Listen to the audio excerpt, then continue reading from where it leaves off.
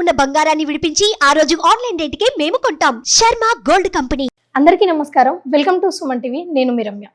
October మాసంలో 1వ తారీఖు నుంచి 15వ తారీఖు వరకు 12 రాష్ట్రాల వారికి ఎలా ఉండబోతుందో తెలియజేయడానికి ఈ రోజు మనతో పాటు ఉన్నారు ప్రముఖ జ్యోతిష్య పండితులు నందిబట్ల శ్రీహరి శర్మ గారు. గురుగారిని అడిగి మరెన్నో విశేషాలు తెలుసుకుందాం.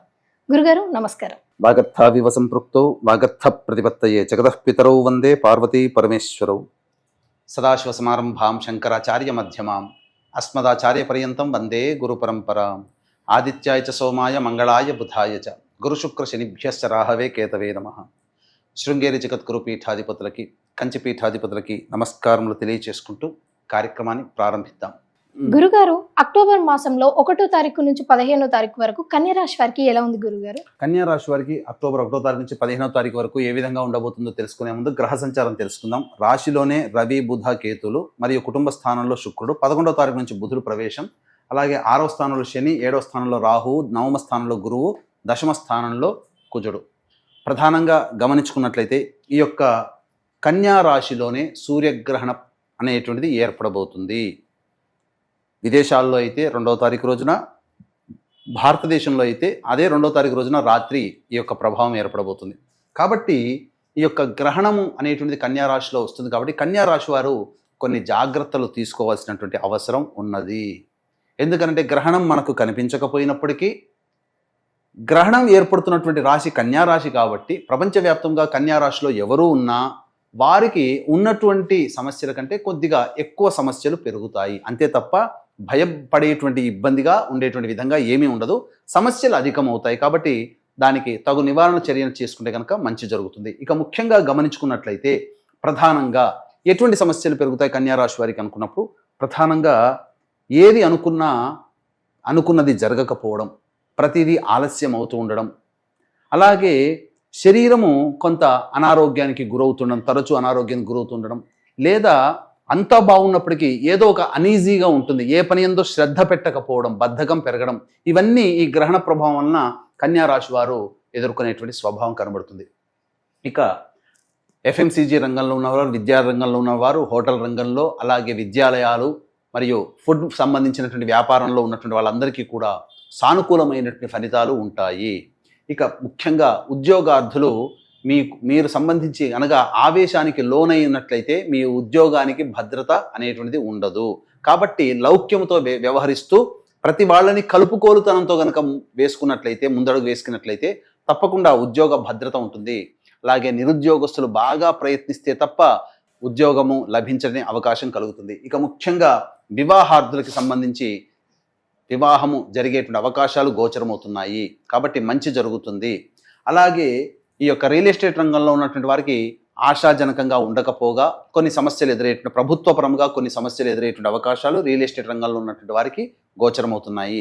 ఇక ముఖ్యంగా విద్యార్థులు చక్కటి విద్యాలయాల్లో ప్రవేశం కలుగుతుంది. తద్వారా కోరుకున్న చోట ఆనందంగా మీరు విద్యను అభ్యసించే అవకాశం మీకు కలుగుతుందని చెప్పవచ్చు. అయితే ప్రధానంగా గమనించుకున్నట్లయితే ఈ యొక్క సంబంధించినటువంటి కన్యా రాశి వారికి ఏ రోజుల్లో ఏ విధంగా ఉండబోతుంది, మంచి చెడు ఎలా ఉండబోతుంది అనేటువంటి విషయాల గురించి మనము క్లుప్తంగా తెలియచేసుకుందాం. ఇక్కడ గమనించుకున్నట్లయితే 1వ తారీఖు రోజున ప్రధానంగా ఈ 1వ తారీఖు రోజున ఖర్చులు అధికంగా ఉంటాయి. మీరు అనుకున్న దానికంటే ఎక్కువగా ఖర్చులు అయ్యే అవకాశము, మనస్సు ప్రశాంతంగా ఉండదు, జిగ్జాగ్గా ఉంటుంది, ఏదో ఒక భయం, ఆందోళన ఎక్కువగా ఉంటుందని చెప్పవచ్చు. 2, 3 తారీఖుల్లో ప్రధానంగా 2వ తారీఖు రోజునే గ్రహణం ఏర్పడుతుంది. అయినప్పటికీ మీరు ప్రధానమైనటువంటి పనులని మొండితనంతో, మొక్కబోని ధైర్యంతో కొన్ని పెండింగ్లో ఉన్నటువంటి పనులను పూర్తి చేసుకుంటారు. కొంత సంతోషాన్ని మాత్రం పొందుతారు. కాకపోతే 2వ తారీఖు రోజునే గ్రహణం ఏర్పడుతుంది కాబట్టి కొంత ఇబ్బందికరంగా భవిష్యత్తు ఉండబోతుందని గమనించుకోవాలి. ఇక 4, 5, 6 తారీఖుల్లో కనుక గమనించుకున్నట్లయితే కుటుంబ పరంగా సమస్యలు ఎదుర్కోవడము, అలాగే కుటుంబ వ్యక్తులతో వాగ్వివాదాలు చోటు చేసుకోవడం, ధన నష్టం జరగడం, ఇలాంటివి జరుగుతాయి. కాబట్టి ఈ 4, 5, 6 తారీఖుల్లో లౌక్యంతో కుటుంబ సభ్యులతో వ్యవహరించండి.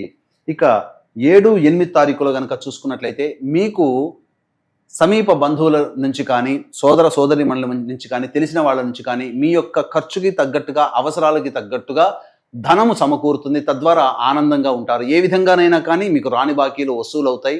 కొంతవరకు మంచి జరిగే అవకాశాలు 7, 8 తారీఖుల్లో ఉంటుందని చెప్పవచ్చు. ఇక 9, 10, 11 తారీఖుల్లో కనుక గమనించుకున్నట్లయితే గృహోపకరణాల కోసం కావచ్చు, గృహ మరమ్మతులు కావచ్చు, లేకపోతే వాహన మరమ్మతులకి కావచ్చు, వీటికి సంబంధించిన ఖర్చులు పెరిగే అవకాశం ఉంటుంది. అలాగే తల్లిగారి ఆరోగ్యం పట్ల శ్రద్ధ వహించాల్సినటువంటి పరిస్థితి. వాహనాన్ని నడిపేటప్పుడు జాగ్రత్తలు పాటించండి. ముఖ్యంగా ఎంత పని చేసినా సంతోషము, సంతృప్తి అనేటువంటిది మీకు కలగదు. కాబట్టి సంతోషంగా లేని జీవితాన్ని ఈ 9, 10, 11 తారీఖుల్లో మీరు గడుపుతారని చెప్పవచ్చు. ఇక 12, 13 తారీఖులో కనుక చూసుకున్నట్లయితే మీ యొక్క ఆరోగ్యం పట్ల శ్రద్ధ వహించాల్సినటువంటి పరిస్థితి. చిన్నపాటి అనారోగ్య సూచనలు కనిపిస్తున్నాయి. అలాగే వృధా కాలయాపన, ఏ పని యందు కూడాను ఆసక్తి లేకపోవడం, బద్ధకం పెరగడం, ప్రతిదీ పోస్ట్పోన్మెంట్ చేసుకునే అవకాశాలు ఎక్కువగా ఉంటాయి.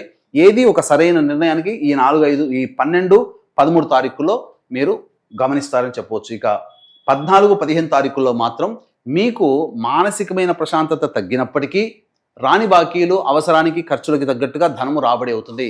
ఏతావాతా చెప్పొచ్చేది ఏమిటంటే ప్రధానంగా 1వ తారీఖు, 9, 10, 11 తారీఖులో ఖర్చులు మీకు అధికంగా ఉంటాయి.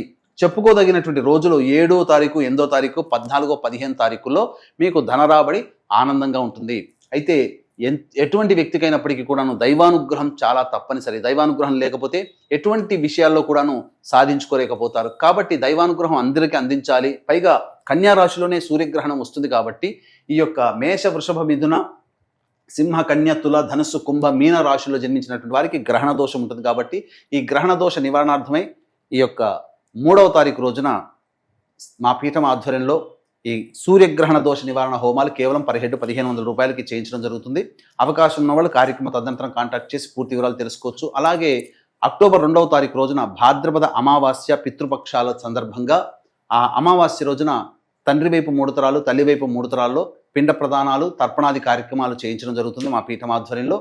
అవకాశం ఉన్నవాళ్ళు ఈ పిండ ప్రదానాలకు సంబంధించినటువంటి రుసుముకి సంబంధించి వివరాలు కార్యక్రమ తదనంతరం కాంటాక్ట్ చేసి తెలుసుకోవచ్చు. గురుగారు, ఈ రాశి వారికి మెరుగైన ఫలితాల కోసం ఎలాంటి పరిహారాలు చేసుకోవచ్చు?